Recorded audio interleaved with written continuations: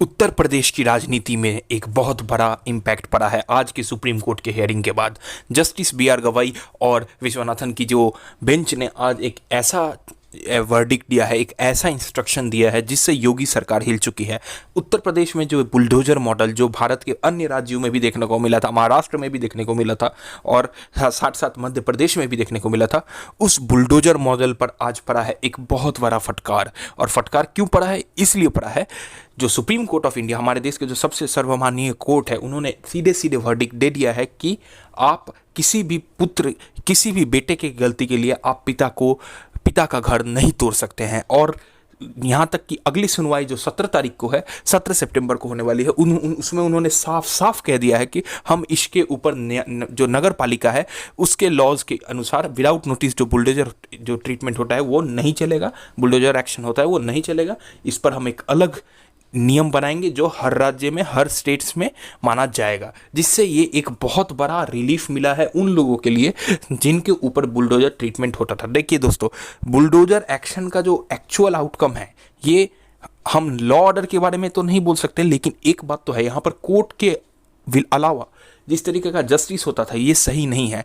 किसी के बेटे ने अगर क्रिमिनल कर दिया, क्राइम कर दिया, तो उसके लिए अगर पिता का घर तोड़ा जाए वो तो सही नहीं है। अगर किसी के दादाजी का घर तोड़ा जाए तो वो सही नहीं है, क्योंकि एक व्यक्ति, परिवार के एक व्यक्ति के चलते पूरे परिवार के छत से छत हटा दिया जाता था, जिस पर सुप्रीम कोर्ट ने एक कड़ी कार्रवाई की है। और इससे सीधे सीधे उत्तर प्रदेश की राजनीति और सत्ता हिल गई है, क्योंकि उत्तर प्रदेश की राजनीति में मत भूलिए, बुलडोजर एक्शन के चलते योगी जी को बहुत ज़्यादा सम्मान दिया जाता था। योगी जी का लॉ एंड ऑर्डर का जो सिंबल था वो बहुत ज़्यादा फेमस हो चुका था इस बुलडोजर ट्रीटमेंट के चलते।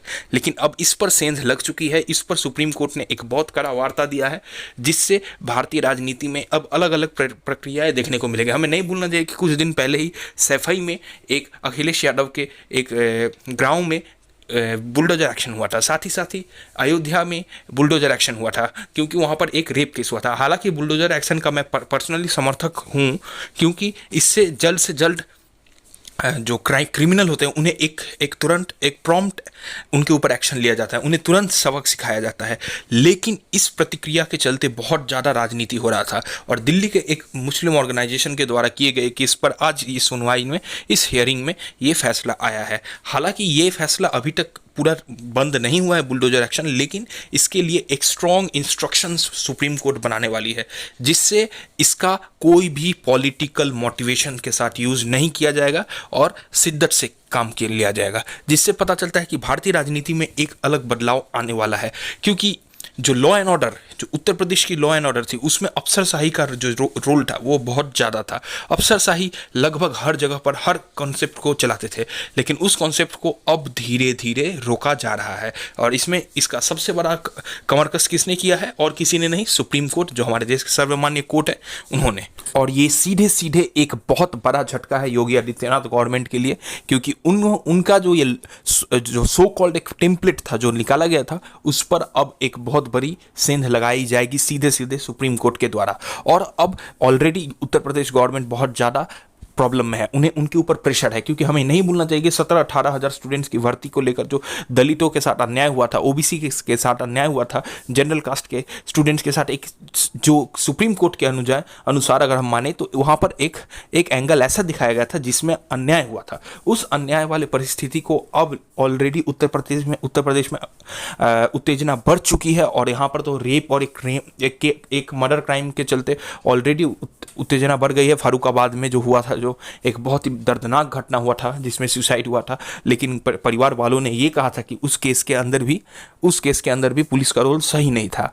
लेकिन अब जो उत्तेजना उत्तर प्रदेश में आ रही है, ये आने वाले 10 सीटों के लिए बहुत इंपॉर्टेंट है, क्योंकि अखिलेश यादव और राहुल गांधी दोनों संविधान रक्षक बनने की परिस्थिति, अपना जो फेस दिखा रहे हैं, जो कॉन्स्टिट्यूशन प्रोटेक्शन का फेस दिखा रहे हैं, ये राजनीति में कैसे काम आएगी ये तो आने वाले चुनाव में पता चल ही जाएगा।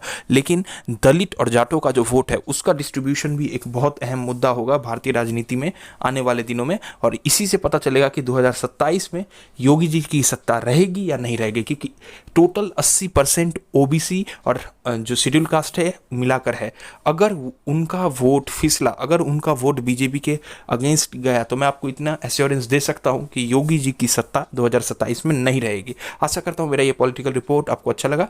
जय हिंद, जय भारत, थैंक यू। आप कृपया मेरे चैनल को सब्सक्राइब करें।